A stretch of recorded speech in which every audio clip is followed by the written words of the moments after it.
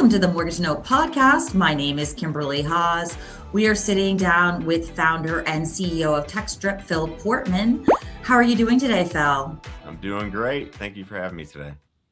Yeah, I'm thrilled to see you. I'm delighted that we're having this conversation. We're going to be talking a little bit today about how artificial intelligence can help entrepreneurs who are in the mortgage and real estate space.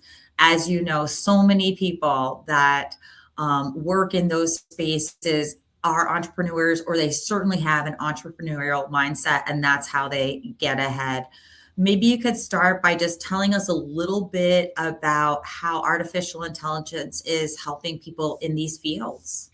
Yeah, absolutely. So everything from lead engagement to re-engagement on old leads, AI has completely changed the industry, from identifying buying signals to identifying some of those leads that you haven't heard from in a while on how they can help you out.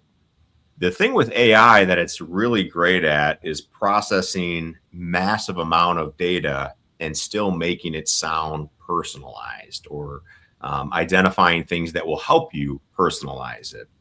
And so AI today is really helping individuals personalize their sales approach to their leads, and what I call hyper engage their leads. And so it's really changed the industry from that. And I think people are almost expecting it now. If I'm talking to somebody in mortgage or real estate, that when they're messaging me, that they're custom tailoring what they're communicating to me to my unique needs. And that's really what's becoming important today in the space. Right. So how are some of these professionals using artificial intelligence well? And then what are some of the examples of them, perhaps not to say failing, but not using artificial intelligence to the best capacity that they could? Yeah. So artificial intelligence, there's not all AI or AI platforms out there are created equal. AI is the growth rate is exponential.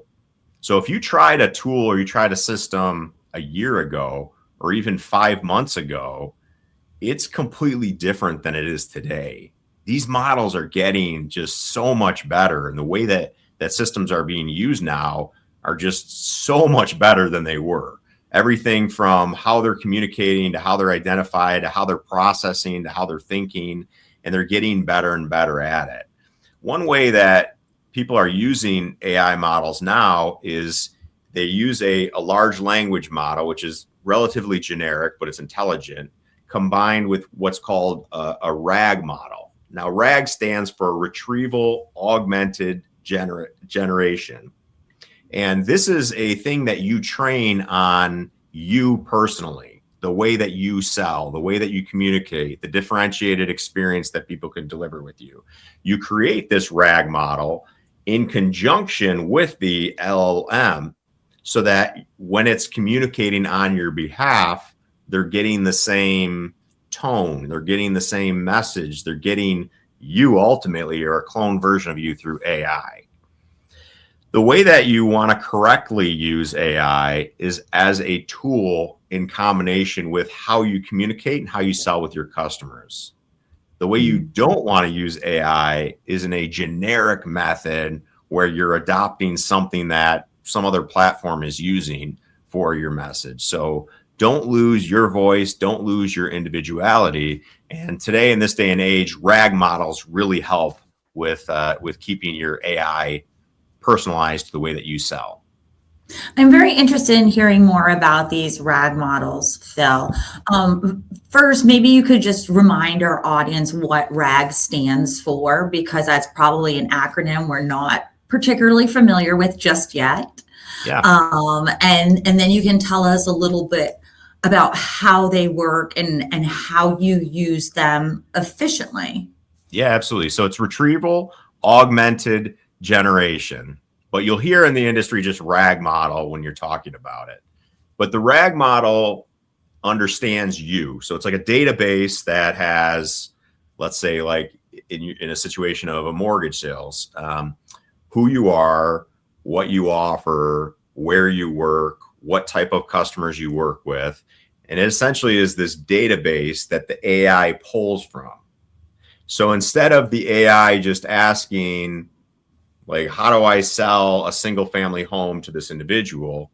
It is, how does John, who sells primarily to lakefront homes in this region and specializes in this, craft this message for this individual? So it's far more personalized when it's requesting the LLM to craft something.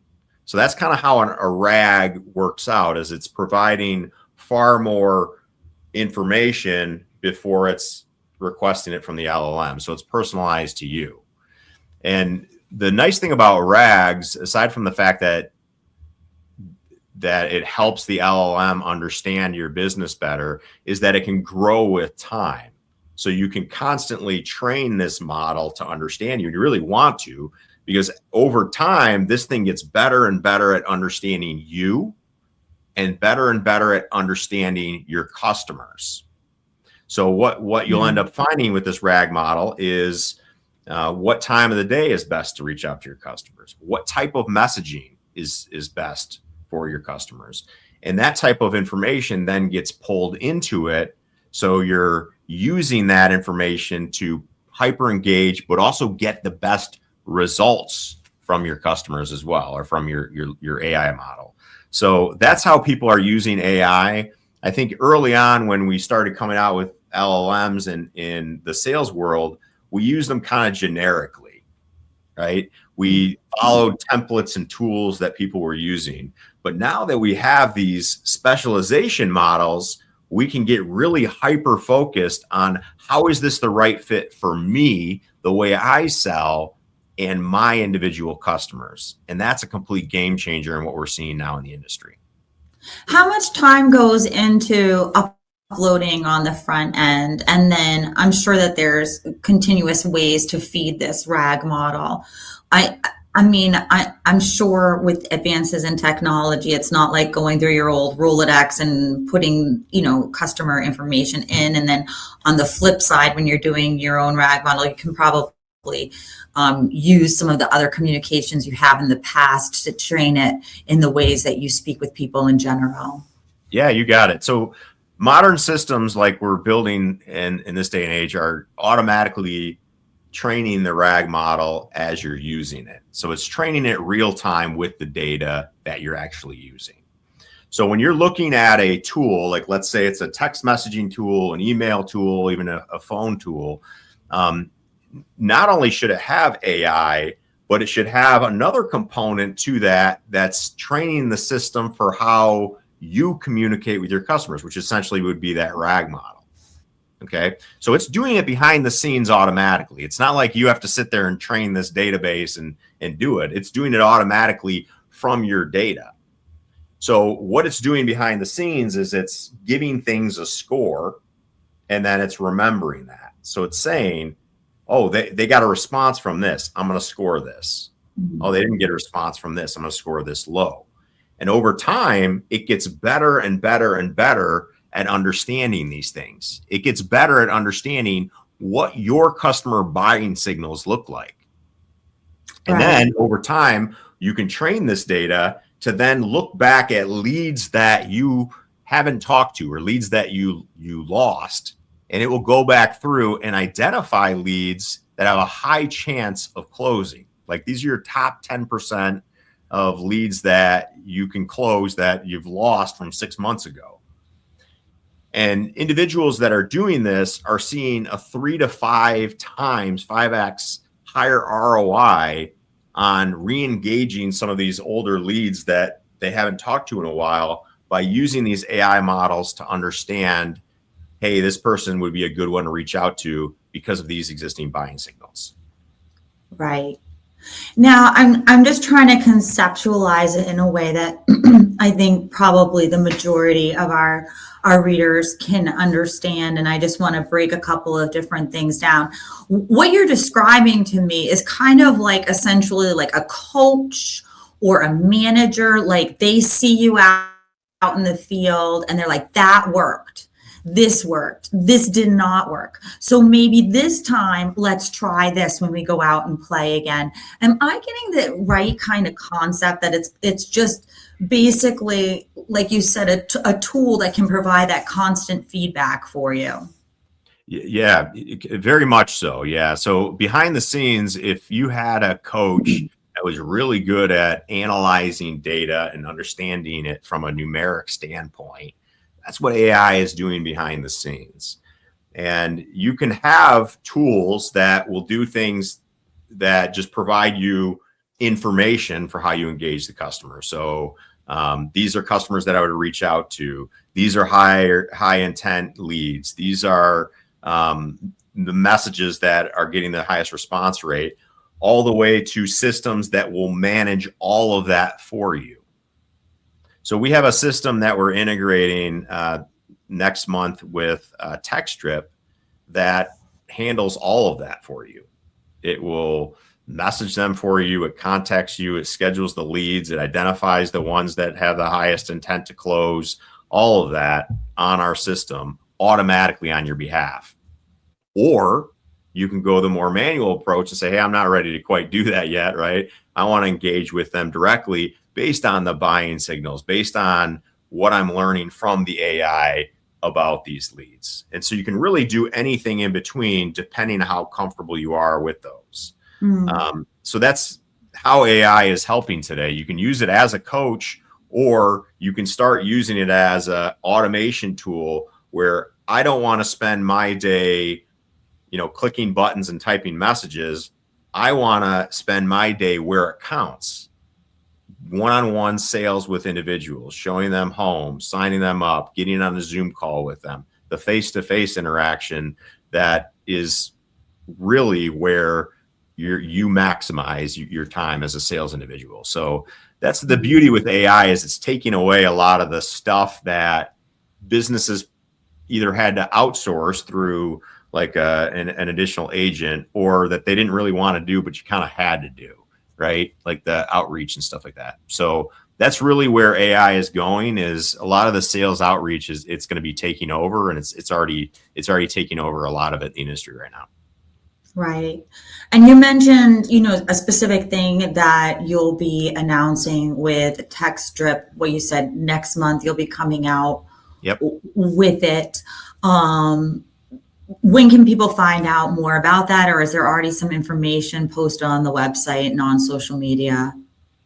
There will be, yeah. So at the beginning of next month, we'll start marketing it. You'll see it on TextDrip. If you come on board, we're going to be offering some free credits and promotions to try it out. So there'll be a free trial to test it out and play around with it. But in the preliminary, all the customers that we've had on our beta using it have been pretty excited at the results that they're getting with it. So it's pretty exciting stuff. And you come on board, and it for our TextDrip customers, it already works with the existing account.